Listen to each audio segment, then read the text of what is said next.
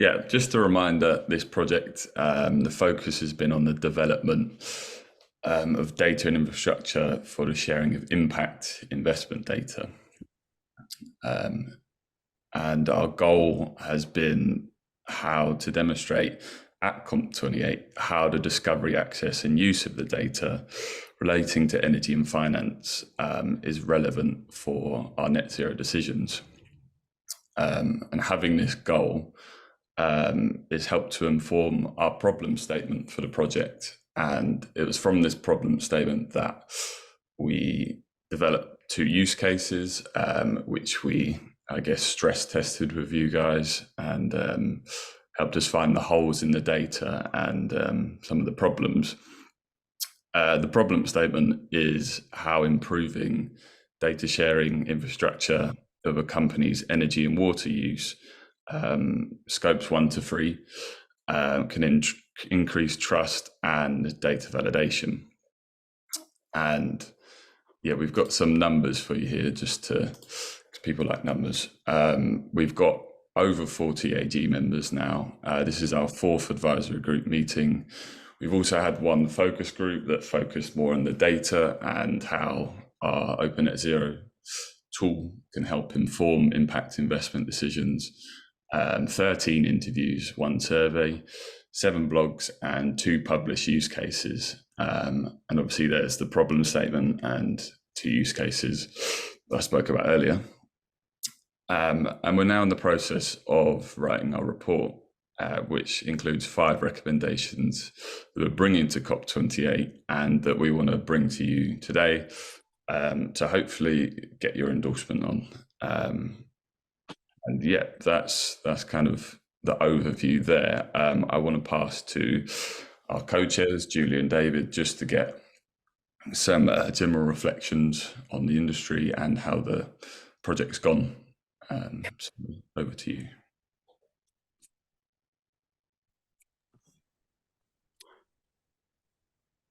Great.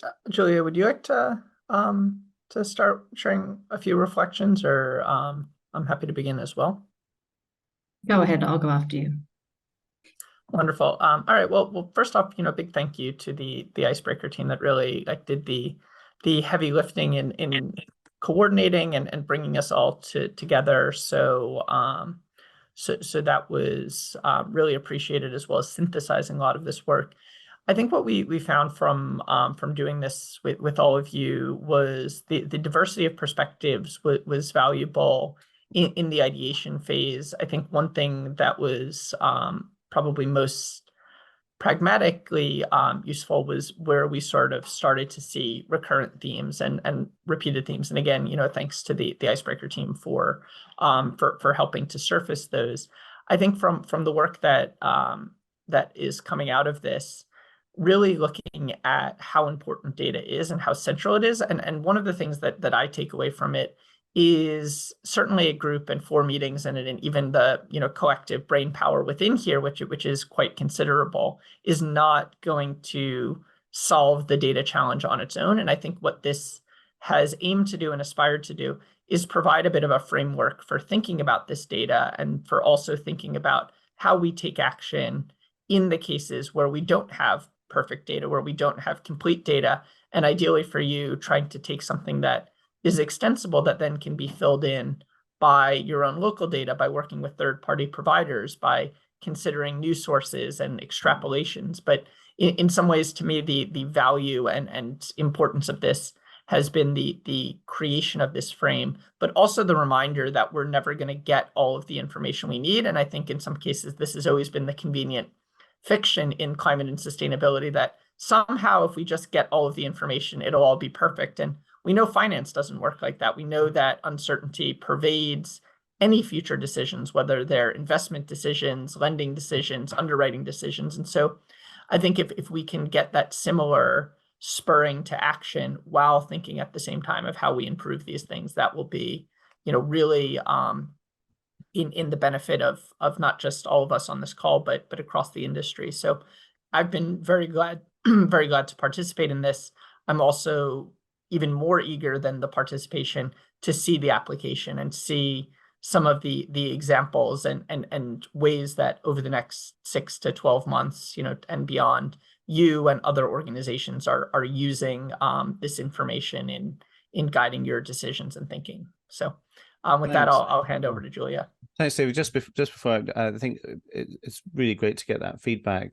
A quick immediate question that I've got: if you think about this as a sort of maturity curve, where do you think we are on the journey? Are we in the foothills? Have we got the right tools? Do we need more grappling ropes? And or are we halfway up and we've got clear sight of the summit? What's your instincts on that? I think that we are climbing, and we're climbing, into some relatively, steep alpine terrain. I'm really gonna extend your metaphor to the logical extreme. But I would say also that we don't necessarily have all the gear to really, continue with that. And I think what that means is we're kind of going to need to keep climbing, and maybe people will, come by with helicopters and drop some of that gear down on us to help continue. But I think we're reaching that real point where we're no longer just out on the walk, but we're also, clearly not at the summit. I think the value here is this is the way to keep climbing. And some of that climbing, I think, just happens by in the very unsexy and very unexciting, one foot in front of the other. In this case, the generation of this data, the use of this data comes, one example at a time, one client engagement at a time.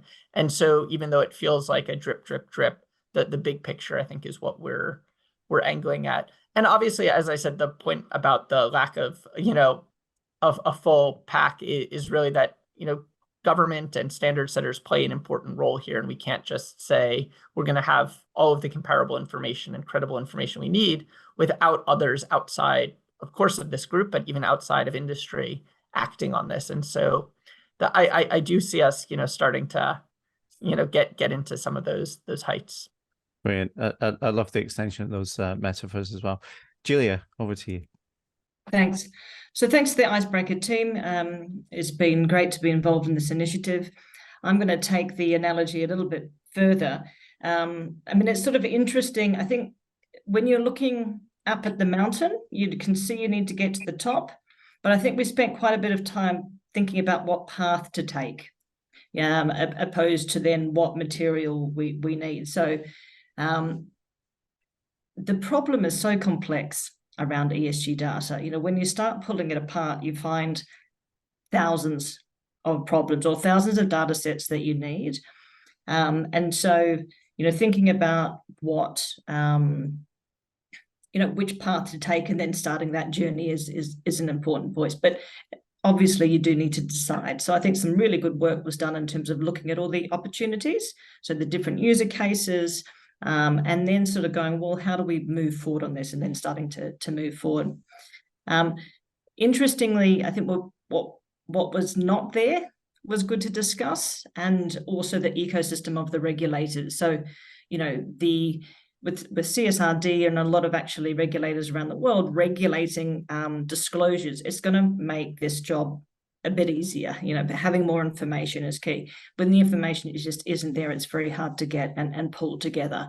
And so, I think even with our reflections on maybe going into COP, we're actually in some very tough territory right now. I do actually think in 2025 we'll be in better territory because we would have had a couple of years of disclosure or more disclosures coming in as well. So, this is the hard part, I think, of the journey when, people are understanding the value of the data, but it's very hard to bridge to the top of the mountain. So, I think really good work. I think it's really interesting to be seeing the sort of net zero application and starting to play around with that. I'm really excited to hear more about that today.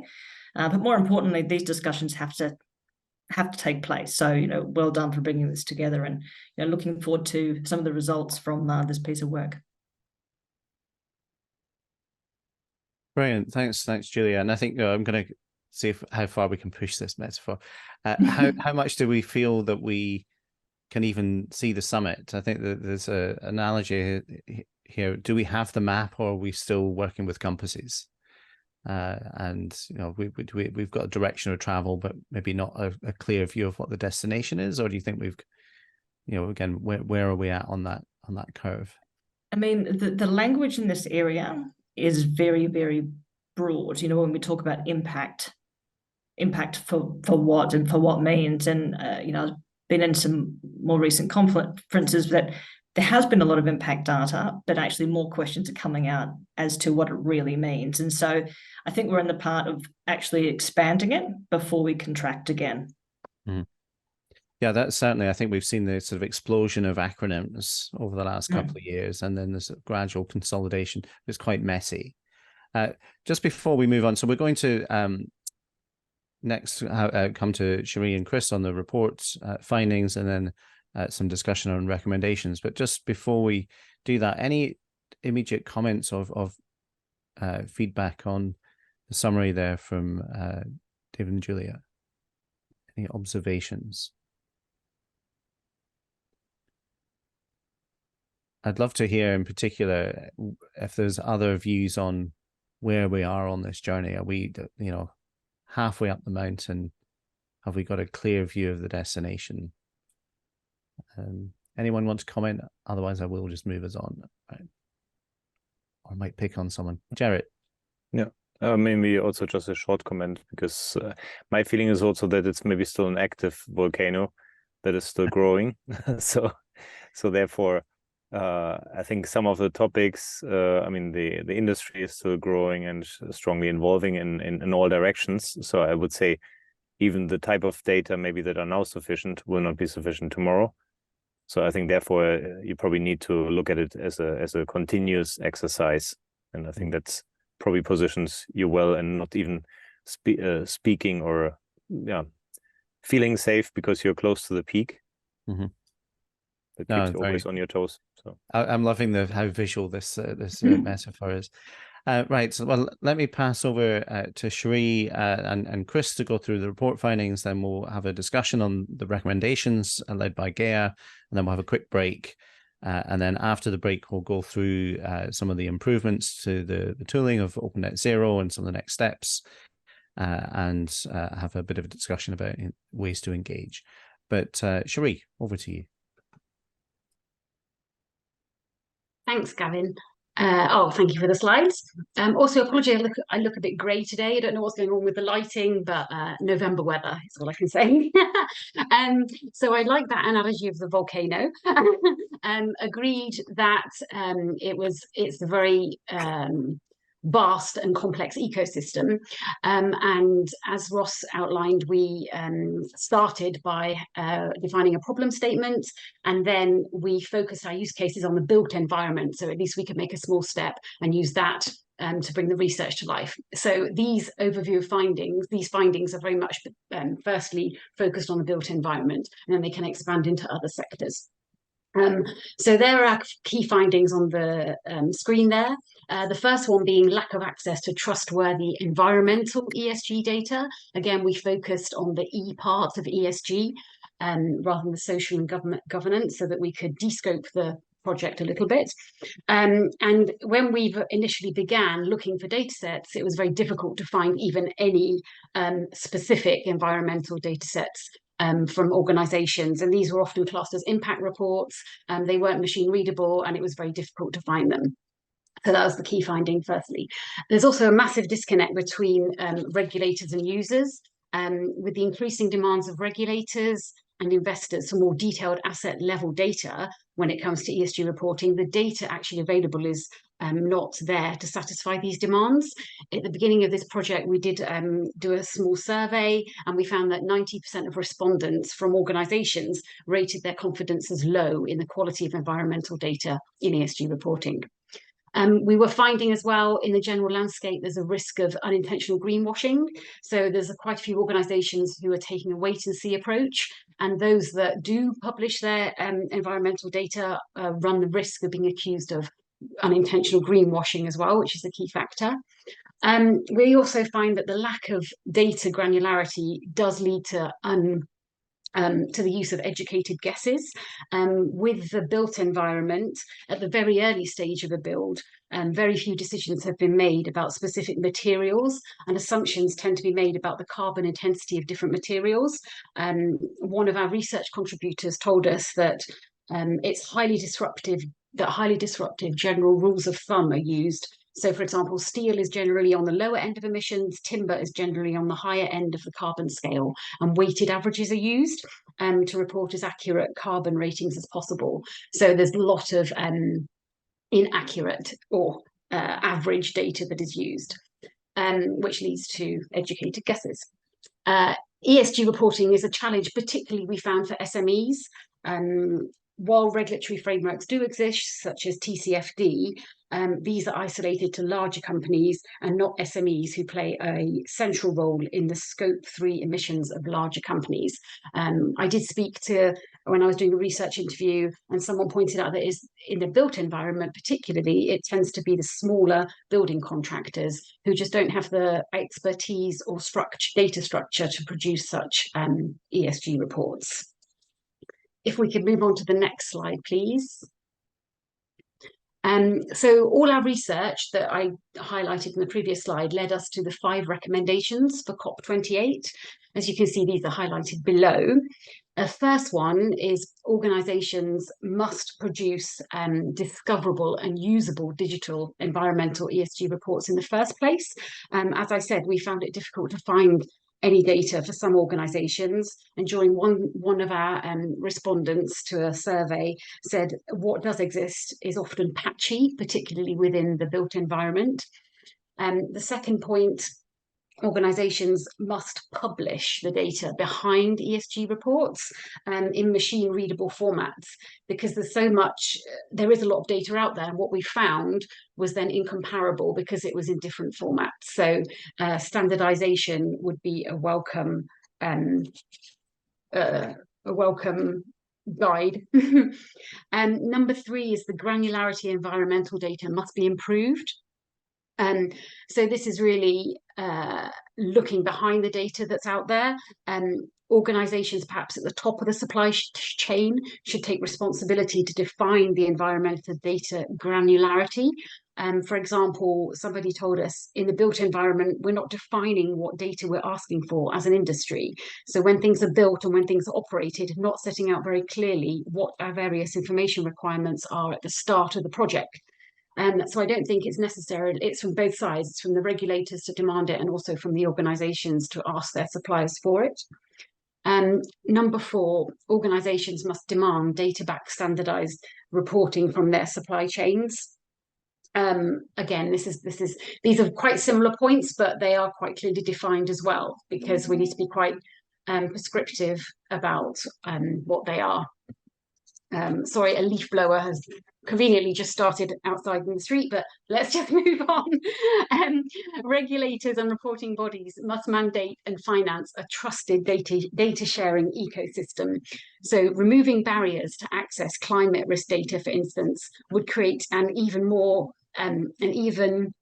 more even playing field for firms bidding for construction contracts. For example, we discovered through our research that risk data is often not available, that's environmental risk data, until after a contract has been won. So a lot of the building pre-design data is government owned, is not public, and can only be accessed once an organisation has won a building contract. If we had a trust framework, which is a governance and technical ecosystem that controls what data may be used by which types of organisation for what purposes, this would enable data to be published more confidently and mobilise more freely in order to unlock impact investment. So these are the 5 recommendations that we will be taking with us to COP. There is a lot of information between each one, but I've just gone over that quite quickly. So hopefully that made sense to everybody. And now we're going to have a discussion next about these recommendations. Thank you, Cherie. That's really helpful. I immediately see a hand up, which is great, because the thing that I'm actually going to do is ask you all for your comments, your clarification questions, and that's going to be the first part of the discussion, and then I will move us on to, I have some more questions for you all. So in that case, Toby, over to you. I'm super interested to see, the request for standardized public data. Are we making suggestions on what the minimum requirement might be? Like, so if someone's not doing CDP, or even if they are, it might all be behind a firewall. What would we suggest for this user case for people to say these are the core things or the key core themes that we might want to see? I'll jump in on that one, Toby. I think the first point is it doesn't necessarily have to be public data. What it needs to be is available to appropriate parties. The point number 5 there about the trusted data sharing is to bring the point that there's a sort of presumed open principle that says if it can be open, it should be. But if it can't be open, it should be defined under what circumstances it can be used and by whom. And that's kind of the trust framework concept. So that's part 1 of the answer, is not to assume we're talking about open publication, especially when we're talking about things like environmental reporting across supply chains. Some of that could be necessarily kept within the interested parties in the supply chain rather than being published. We need more data within that rather than everyone relying on very woolly statements and generalizations in order to try and guess what's coming from their supply chains. In terms of the data flowing, the standards, we try not to get into what standards are required for data formats, for instance. Those are very sectorial. It's a very technical area, and our call is for everybody to kind of agree them and then start using them and use open ones where possible. I think I don't think we are going to be coming forward and saying you need to be publishing in this particular format in this particular way. So you need to agree standards that are going to be useful for the purposes that you have. But certainly carbon intensity and embedded carbon in the built environment of all of the supply chain components, and also in operation of the built environment, that there are some clear data sets about asset level per unit embedded carbon that is missing at the moment. I just say on that is I hear you. Like, some of it's never going to reach public domain. I think to make a recommendation, which is organizations must publish the data in and make it like available. It's like I think we have to say what data, like what is it that we're expecting, and we've got a use case, right? We're not saying this is the whole of ESG for every sector. We've got a very specific use case. We've got even if it's principle led, it's got to be somehow we've got to step it past a recommendation to publish data to say what, because we just spent the last 20 minutes talking about how difficult data is and how unapproachable it is. Like, that surely is a key thing from this recommendation to say you should make data available, and it should be something that looks like this, or in these areas, or led with these principles. It's perhaps even simpler than that. At the moment, the data where people have even used it is embedded somewhere on page 86 of a PDF. Often sort of styled, it's not usable. And so this point is actually even sort of more simplistic than that. It's like, if you are going to include data in your published reports for ESG, please make the data available in a machine readable format alongside the report, rather than making people have to use AI to scrape PDFs to get data out of them, which is what many companies are having to do at the moment. Should probably move on. Thank you, Toby. Thank you, Chris. Thank you, Toby. Gerrit, you actually had your hand up at one point. Was your question answered during that? Yeah, maybe just a short comment. Also, in line with what was just said. I mean, even if you don't make the request, like which standards to follow, but at least probably then you have a good role as a data aggregator to engage with the bodies that are defining the standards, to also, in this fresh space, still to define it at a time when it can be still defined.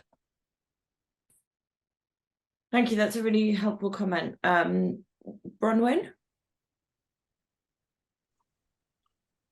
Fingers crossed my audio technology is starting to work for me. My point here was, so when Cherie talked about industries needing to define that data set, so I'm very much with Toby that there needs to be either a bare minimum, a template, some guidance, but it shouldn't be coming from, maybe not necessarily from us, but if you leave it to an organization, we're still going to have as many versions of this as there are organisations. So can we put the emphasis across to either government authorities that are responsible for that sector or to industry associations? Like, can we find another sort of a body that would have the details on what can be produced in a timely manner and push it to them? That's really helpful guidance. Thank you. So just Icebreaker team, does anybody want to jump in with any additional comments at this stage before I ask my next question to our wonderful participants? Gavin. Yeah, I think I just really build on what was being said, and I'll come back to this as well in one of my later examples, but there's such a lot of confusion. This is linked into my question about where are we at on the journey. So it feels like at one level, we've got a lot of momentum and activity around the top level frameworks and ontologies and acronym soup at various levels. And if I look at something like PCAF, which is used by the banks, that then say, oh, you've got to use the greenhouse gas protocol, and then all of the banks implement that differently. And so there's an implementation layer there where I think at one level, all of the standards bodies should be mandating, if you're going to produce a report that has data in it, that data must be available as a machine readable payload, to Chris's point. And there's right at the sharp end of how are people implementing the greenhouse gas protocol itself in this, because that you can basically, you can be compliant with pretty much any standards and have your results being X or 2X at the moment, depending on which methodologies you actually, or models you use underneath that. So I think there's a mapping exercise of, or even just making clear to different audiences that there's a stack. There's the kind of top level regulatory things saying you must report. There's a framework like ISSB and so on that says do this kind of thing. There's the do it this way through greenhouse gas protocol and other ISO standards. And then there's how are you actually doing it in a way that's vaguely comparable with anybody else. So unpacking that, I think, would be a really useful image to have in this as well, to help everybody orient. Thank you, Gavin. So if I just summarize the discussion so far, some of the conversations that we've had include being specific about what data needs to be shared, about making sure that it's machine readable, about leveraging industry trade bodies and trade associations in order to define the standards, and to make sure that we have visual assets and unpack how these things need to be applied. So my next question to you as an advisory group, and I will be seeking you out and I will be volunteering some of you if you don't jump in, is if we asked you to endorse these, so we're taking these recommendations to COP, we will incorporate your comments, but if we asked you to endorse these, would you? And if not, why not? What would we need to change in order to get you to endorse them for us to be able to take these to COP saying, so-and-so from XYZ organization has endorsed these recommendations? If I don't have any volunteers, I will start asking people for their thoughts. Karine? Oh, well, I'll come. Jose, you've raised your hand, so I'll come to you first, and then Karine, I'll give you a second, and I'll ask you next. Yeah. Hello, everyone. I'm sorry, I'm currently on the streets of London on business, and I get a little noisy. I wanted to make a point on regarding to your question. When we're talking about organizations, I think we perhaps should make a distinction whether they are public or private organizations. Because in my business, infrastructure, engineering, it makes a hell of a difference. So, and I think there are also secondary reasons for that. Look for the, what you ask the question, what data should be open or shared or closed. So I just wanted to raise that point before for the debate. Thanks.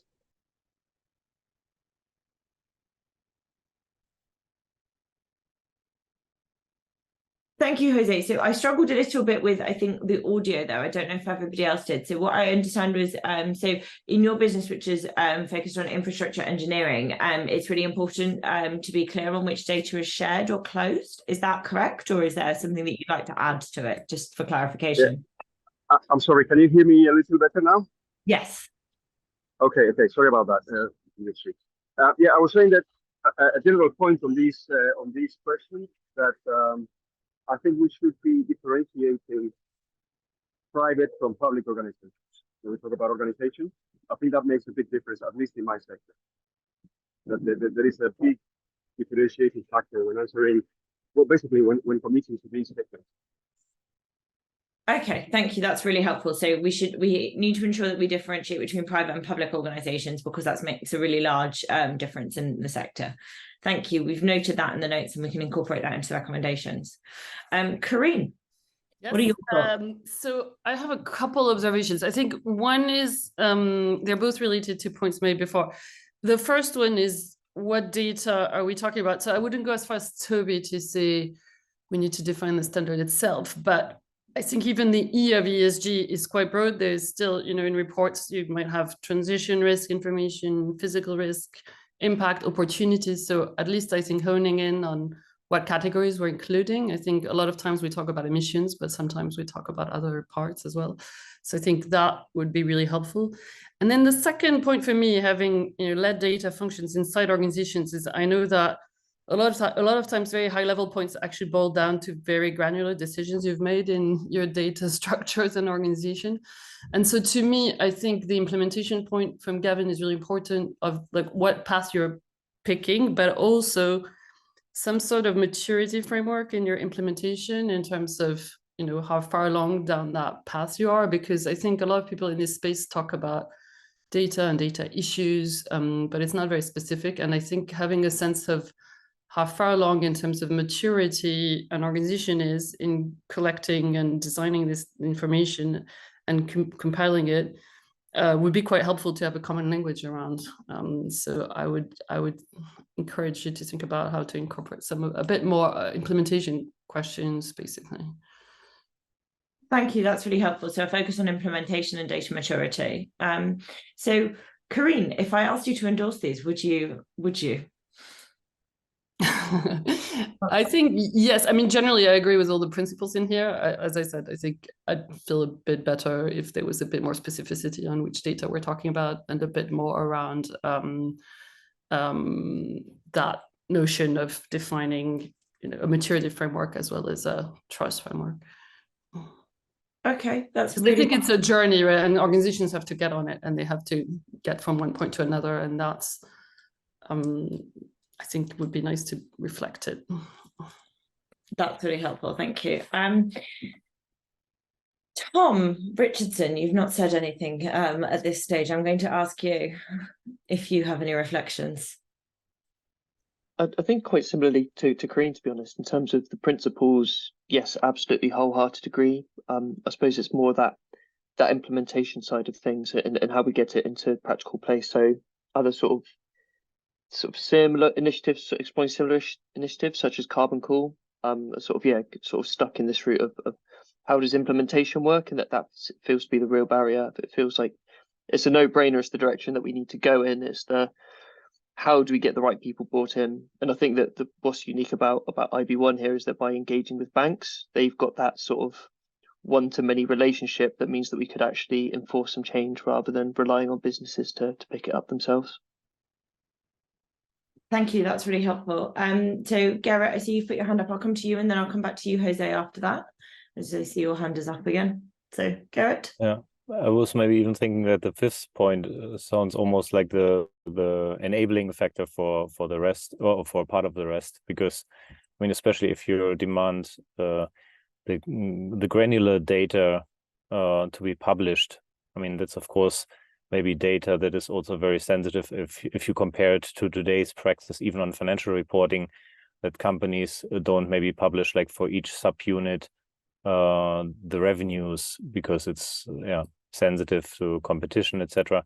So yeah, if you want to get good adoption or increase the pickup pace, then probably that needs to be somewhere addressed, either by some need to know principles that can maybe release certain levels of data or similar principles. Okay, that's really helpful. Thank you. Would you endorse the principles, the recommendations?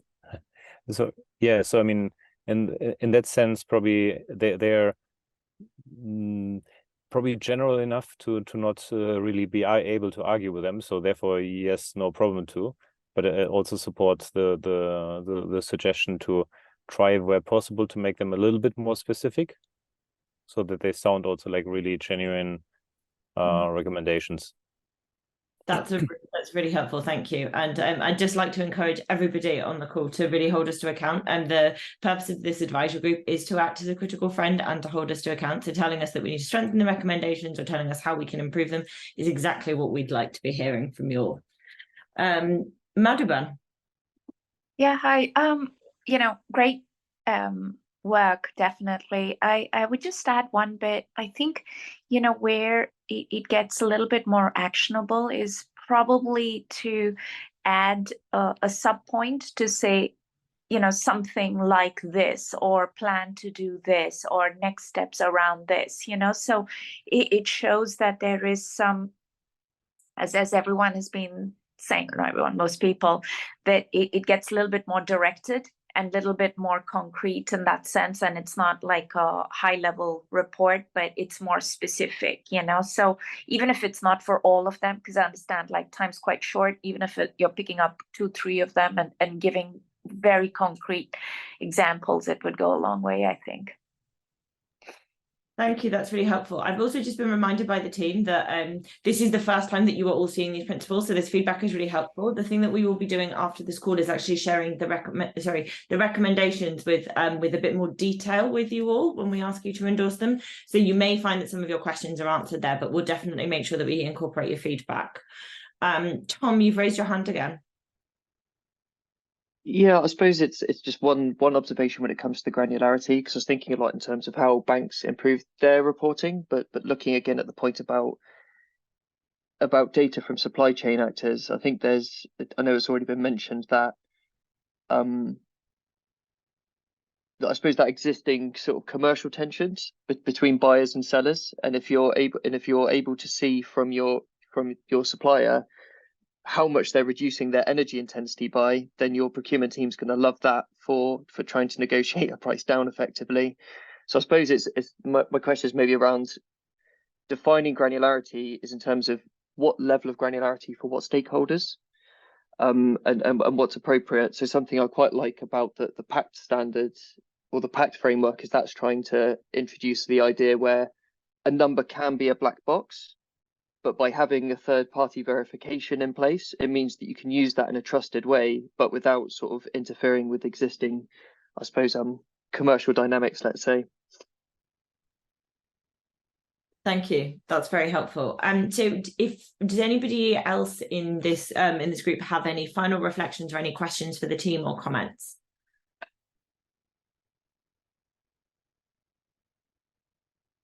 Nika. Thanks. Yeah, just really quickly, I think an important consideration, which is kind of covered in a few of these points, is around comparability. So kind of for users to understand and make sure that whatever data and metrics are shared are comparable to make investment decisions, so that they are comparing apples to apples. And to achieve that, there needs to be a requirement for a very clear outline of the methodology, inclusions, exclusions, and for those who are disclosing, to make it easy, to make those standards of kind of what's the recommended inclusion and exclusion for your industry, in order to achieve comparability. Could be as a kind of a set of recommendations, or maybe a few options depending on what data points they do or don't have, to be able to then triangulate for comparability. Thank you, Nika. That's really helpful. I'm going to quickly go to Toby, then Eileen, and then I will take us to a break, as I'm sure we're happy to have coffee soon as well. So Toby, over to you. Maybe a slightly unpopular opinion, but a couple of people have mentioned and rightly so. I think it's the right concern that people might not want to share data around environmental impacts, but in the same way they don't want to share like profit and revenue numbers. I just want to challenge our thinking on that to say, well, actually, this is different from profit and revenue because one, it's not financial, and two, it's a common good. So actually, shouldn't environmental data, certainly in an intensity basis or something that's not then that's comparable across the field, shouldn't that be something that is open and out for scrutiny and out for competitive review? Helpful challenge question. Thank you. Aileen. Yeah, great. Thank you. My apologies for joining late. So also let me know if you've already covered this. I think in general, like we would definitely endorse the recommendations. I think one question I have, and I think it's a bit similar to the point on comparability, is on number 2 around publishing data in machine readable format. Did you also consider including, for instance, that standards providers and regulators also mandate disclosing in machine readable formats for companies, so that we don't just have this like patchwork of disclosure from companies that actually is really difficult to bring together and compare? And then maybe a second point on number 4 is around that cascading responsibility of reporting down the supply chain. And I think for certain industries where, for instance, the apparel industry, pricing is a really important point here. And often if there are more responsibilities for instance, facilities, then that can come out of, for instance, worker wages. So also the importance there of like separating labor costs in those situations as well. Obviously, that's a little bit industry specific, but I just wanted to mention that there too. Thank you. That's really helpful. We've noted that. And on your point 1, we have mentioned, it's a really important point because we've mentioned actually also leveraging regulators and trade associations to ensure that we don't end up with a patchwork. And we'll make sure it's reflected in the recommendations. So thank you so much for your feedback. Gerrit, I'm going to come to you as our final point before the break. Yeah, maybe just a quick comment on what Toby said, because I might slightly disagree that there's a lot of information that doesn't allow to maybe like make conclusions on a company, but maybe on some of these topics it's also a desirable situation that a certain competitiveness is increased, or to trigger the competition on some of these metrics. Thank you. That's really helpful. All of these points have been noted. Any additional points you might have, please do put them in the chat, and we'll also share a document with you for comment and when we ask for your endorsement. At this point, I'm going to say, let's go have a coffee or a tea break or a general comfort break, and please meet back here at 10:55 for the next half of our agenda. Thanks for a very interesting conversation in the first half of the meeting. Lots of points to take. I think some of it is in the detail of how we have drafted the sort of commentary to the recommendations, but there was also some really useful builds in there.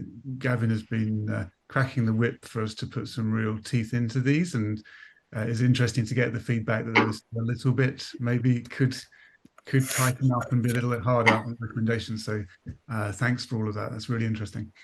So I was going to very quickly just sort of talk us through some of the things that have been happening with Open Net Zero recently. I'm just going to put up my screen share here. Sorry, I'm trying to work out which screen I'm on. So a big part of what Open Net Zero has been working on since we last met, and also in the period over the summer, is on assurance. And a big feedback we got from people that we were talking to as part of the this project. That's not the right thing. Sorry about that. I think what we saw there, Chris, is that you've got more tabs open than I do, which is quite a feat. It's a bit crazy, really. Sorry about that. It's hard sharing from Zoom. It's not quite so readily available to find the right thing. So I'm going to go for that one. Okay, so let's share that. Right, hopefully you've got this window. Good Lord, I've got so many tabs. So what I wanted to do was actually, first of all, on ib1.org/assurance, we have, in September, we've published our assurance product, basically, which is a set of standards for assuring data, assuring organizations' capability to publish data, and also assuring the data that they're publishing. There's quite a bit to this. I'm not going to run through all of it, but the fundamental concept is that we want to start to draw a line about what, quote, good data that you can, quote, trust looks like, because these are words we hear a lot in all of the consultations from the sort of minutiae of a particular data set all the way up to sort of national disclosures. How do I trust what I'm seeing? And so we want to start to draw some definitions into this. So with that in mind, we've come out with a set of proposed assurance standards. These are published up on the website, ib1.org/assurance. Please go and take a look. They're up for consultation, but these are actually live as well. And what I wanted to point out really was we have a set of levels from 1 to 4 for both organizations and for data sets. And they're basically saying how complete the data is, how well documented it is, how machine readable it is, and that sort of thing. And organizations can measure themselves against this. And the first organization out of the gate to do this is the energy company, SSE Distribution. They launched in September their data portal. This is it, data.ssen.co.uk. And on that portal, they have defined their assurance level for the data they're publishing. So here we are. This is SSEN substation data. The data set has been published with a D1 that basically says it meets the first level of standard of assurance here. And if you look down at the bottom here, they also have a sensitivity class that says that it's open data, IB1O. That's very key to what we want to have as definitions of how you define describe the data you're publishing. And then there's this assurance. The assurance is self-assurance. We set the levels, and then the organizations compare themselves against those levels and say whether they meet them. And the teeth in this is that they are also signatories to a contract that binds them into what that assurance means. So they're not just saying it. There is a legal contract with Icebreaker One in order to publish these definitions that they have to agree to. So we have contractual assurance for the quality of the data publication. Where that feeds through to Open Net Zero is then we see in Open Net Zero, SSEN, the organization, has an organizational assurance level of 1. They again have set up a set of standards that they will adhere to and signed a contract that says they will do that. And then within there, you can see here's their NERDA Open Grid dashboard. That's one of the things they are publishing, again, with the data assurance. So it's coming up in the indexes. We are indexing their data, and this is available to anybody. I see a hand up in the crowd, so I'm going to pause at that point. I love this. I think this is brilliant. Question on, this is a philosophical question on the boundary between being commercial, like are you getting paid on one side to do the assurance? Because like there's the legal contract, do they pay for the right to do it? And then if you're then publishing it on the open, on this framework, how do other assurance standards get in there so that you're not the only show in town? So we, like I say, it's self-assurance. We set the levels. We see there's a whole opportunity for auditors later to be paid to audit against the assurance levels that we're putting out. We're not trying to be an assessment body. We are simply setting a level and putting a contract that says, when you say you meet this level, you mean it. And someone later, whether it's a regulator, an auditor or whatever, could come back and call you on that and just make sure that you're doing the things that you said you were going to do. How do you know if it's self-assessment and you're not charging and then checking that they've met that standard? How do you know that it's been met? What's the contract? You said the teeth was the contract. What's the downside for them? I mean, if somebody just goes, I've just done it, yeah, sure, e-contract done, it's a load of crap and it goes in. How do you know, unless it is audited somewhere, which is that it's valid? I mean, I'm also coming from an SME point of view, which is I don't want the burden that somebody has to pay from an SME to then be audited. So I want it to be free or available, and self-assessment is the completely way forward for an SME point of view. But like I think the teeth bit seems like it needs some more formal structure and proportionate representation.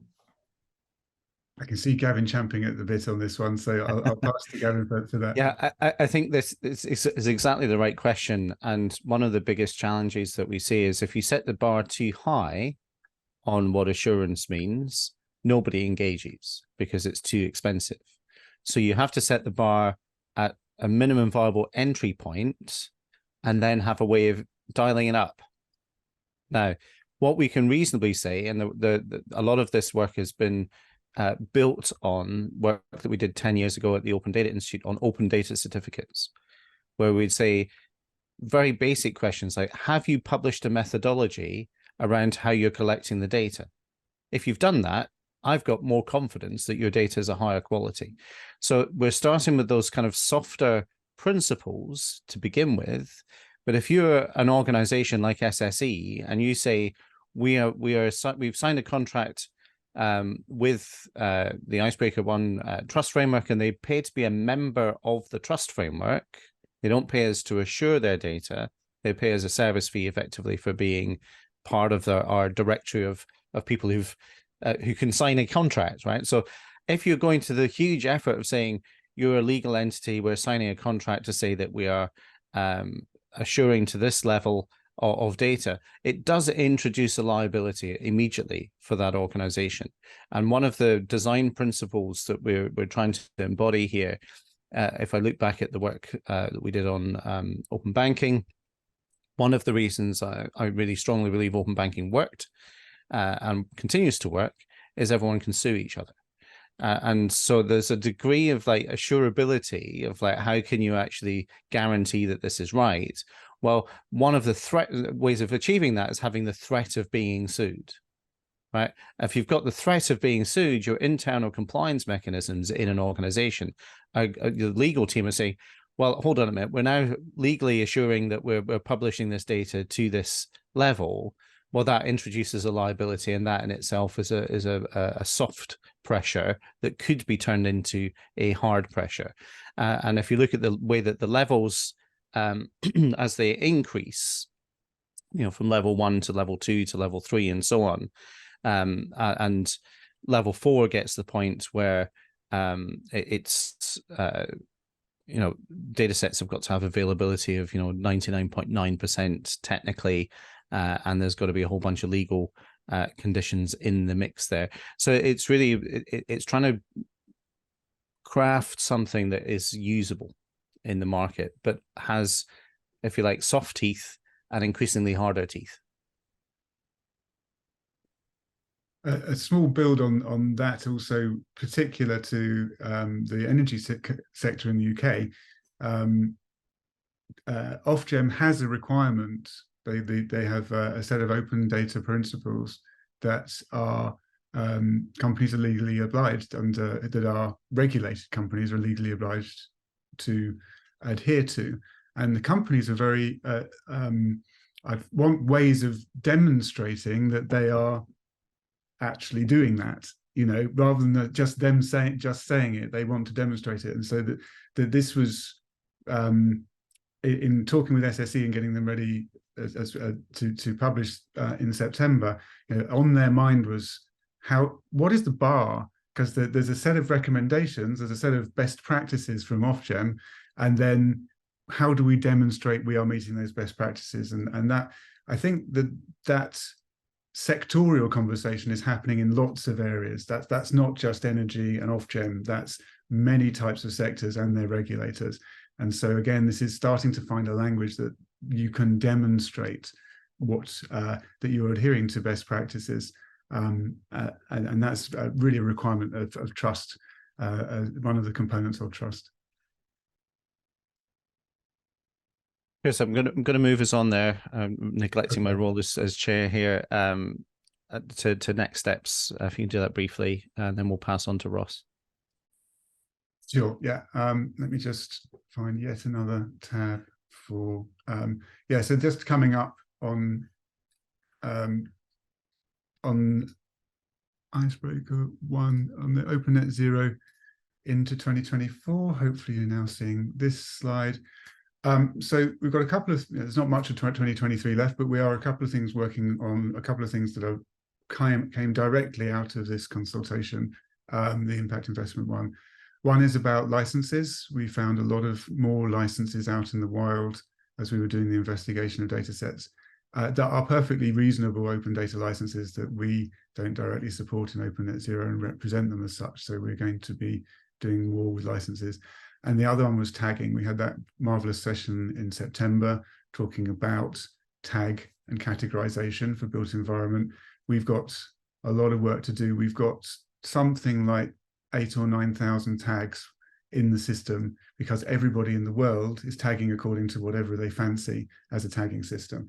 And we have to find some way to make Open Net Zero more relevant and organized as far as that's concerned, the sort of blessed tags. So that's a project right now.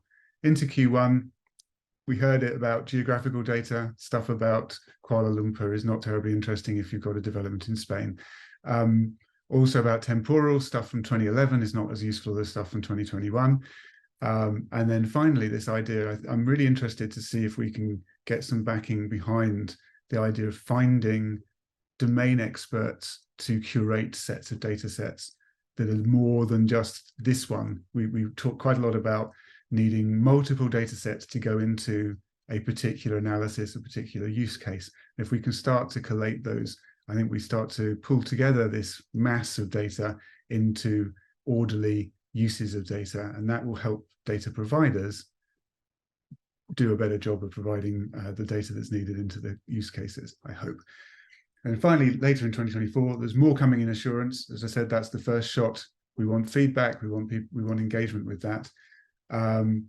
We've got the conversation I mentioned with Carbon Call about ESG reporting metadata, what is going to go into that, and also what we discussed about the metadata needed for models and things like that.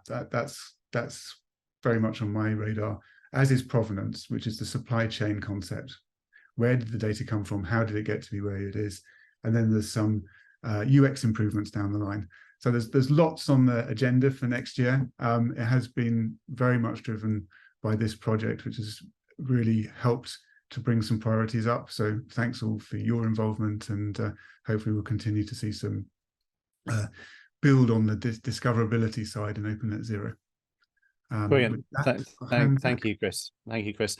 And Jose, I can see your hands up, and there's comments in the chat as well. What I'd like to do is make sure we've got all the content covered before we go to discussion. I'm going to save the questions to the end. So Ross, if I can pass to you, and if you can be brief, that would be appreciated. Yeah, I was going to say I want to leave lots of time. Yeah, it kind of leads on from what Chris was saying. The roadmap for Open Net Zero kind of informs who we want to engage with next and helps us get a more holistic view of this data value chain that we're mapping out. And I think Chris mentioned it there, but data providers, we're seeing issues with granularity in data. We want to be speaking to these data providers as well as subject matter experts, because they've got the data analytics experience. And, it's good that we can focus on this data, but we want to actually see how it's being used in a meaningful way that is getting us to net zero. And as mentioned a lot earlier, having a better discourse with regulators, associations, standard bodies, especially when we're bringing in this trust framework recommendation, I think that's going to be key as well. But yeah, I'll hand back to Gavin and for questions. Oh, that was super quick. Thank you, Ross, for that. Jose's hand has vanished. Has Jose vanished as well? Actually, I can't see him on the screen anymore. Possibly. No, there you are. Thanks. Jose, your question, please. Yeah, thank you. Now, this is really exciting about the trusted frameworks and the trust frameworks and the assurance. I would like to make a comment on. Do you have a particular case in mind where you will test the assurance framework, and also a suggestion that perhaps it'd be worth looking into the training side of this whole thing. I mean, to people like me, non-technical. Well, I mean, I'm a technical person by engineering training, but not an IT person, or even a data, data officer or anything like that. So I think this will require a lot of understanding from the different parties, but taking basically the framework members. Yep. So I think that'll be key to it. Thanks. Good question, and great question. Great to get everyone's feedback in the chat as well. And Tom will come back on the open licenses piece there as well. That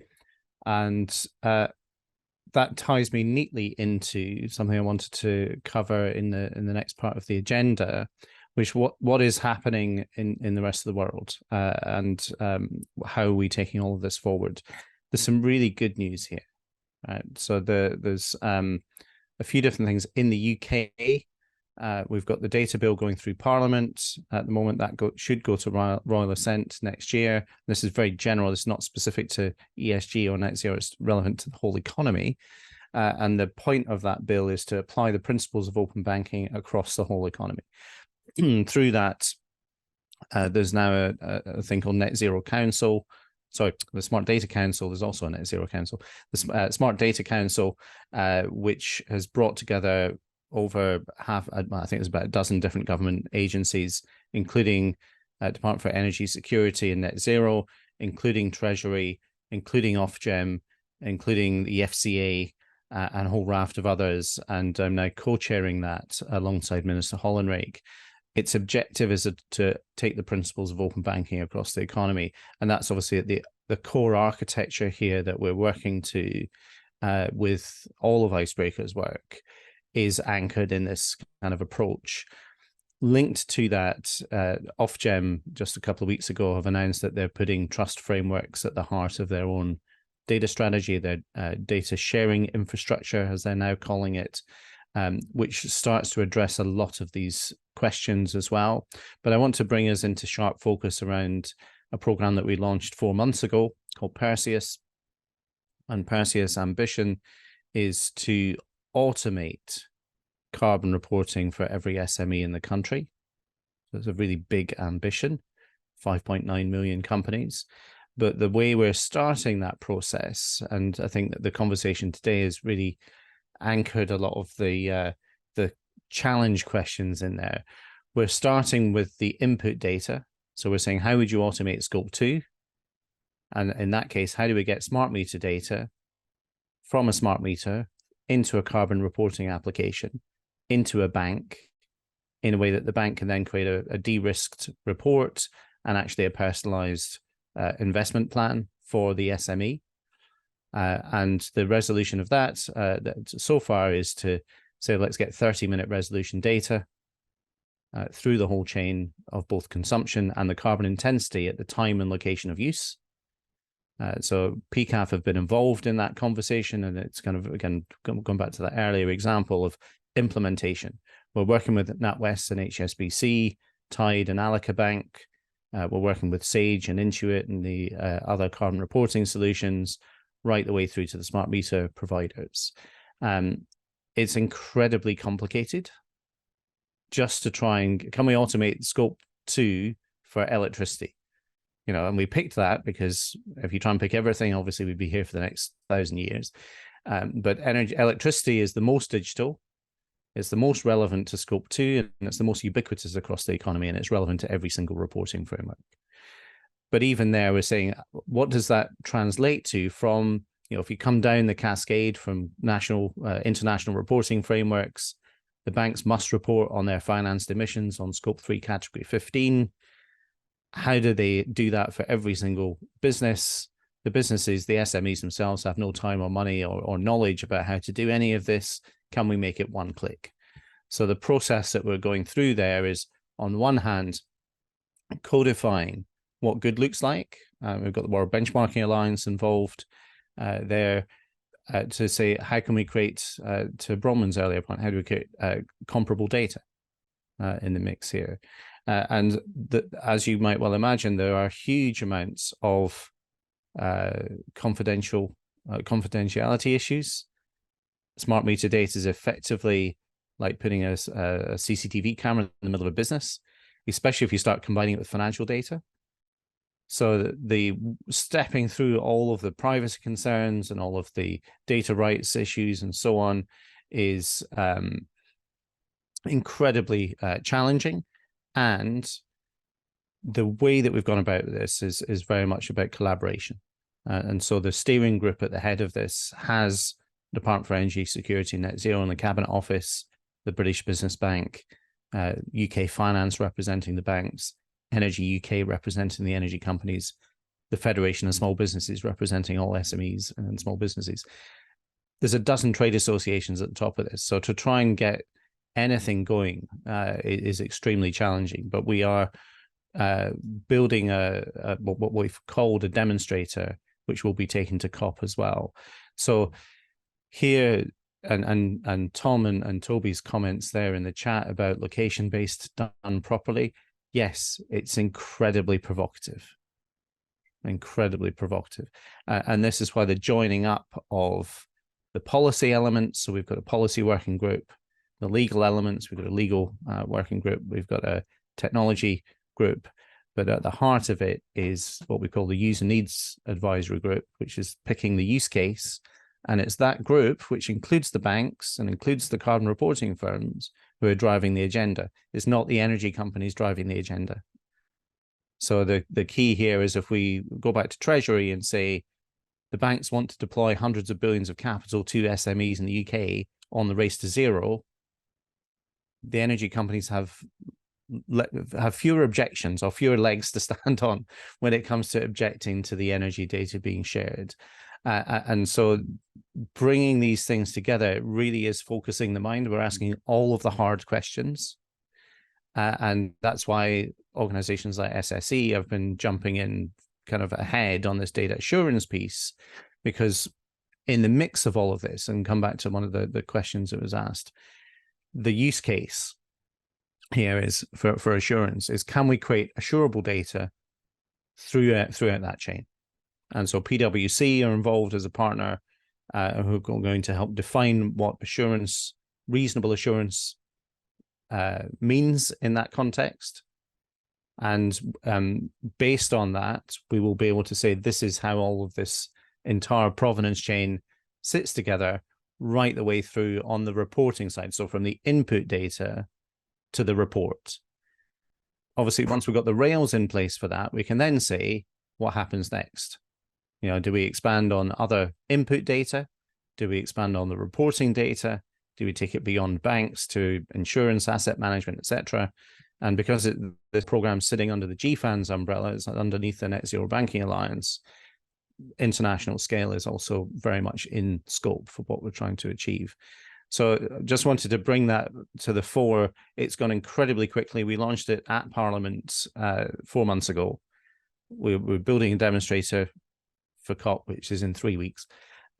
It's quite fast paced, and we're trying not to boil too many oceans and just say, like, this is how this can all work together, and that it is possible. So if we get the foundations there right, I think that has huge implications, and why all of our work here is joined up as well in this group. It's incredibly valuable for everybody's feedback here, because it's actively going to shape what we do in Perseus. And the Perseus program knowledge is we're bringing back to the table here and saying, this is what we're seeing works. So, for example, with Chris's narrative on assurance, what's the minimum viable entry point for people to actually get going? And having an organization like SSE actually do this in, and they've done it pretty quickly for a large corporate. is really encouraging. So I think we're, again, in terms of the conversation at the beginning of the day about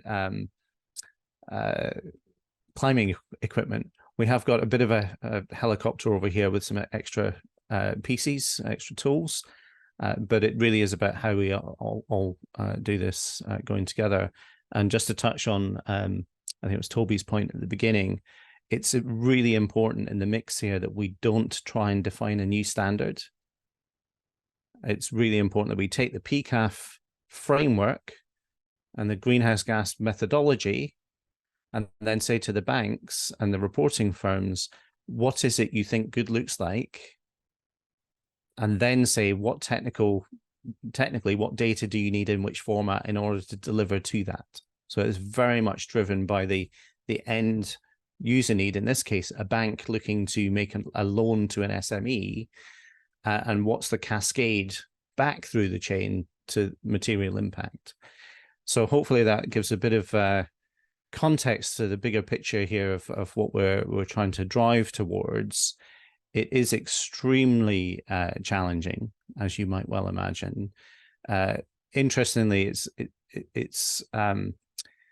there's a number of commercial vendors out there that have claimed that they've got all the electricity data in the country. They may technically have that, but legally they may not. And so we are working with the regulators already to change the things like the Retail Energy Code regulation of how smart meter data is able to be used in the first place. So I want to give a bit of narrative there, just to, partly to anchor us into that all of the work that this group has been doing is incredibly valuable to that process. And we want to create more and more feedback loops between all of these different programs, because there are common patterns emerging.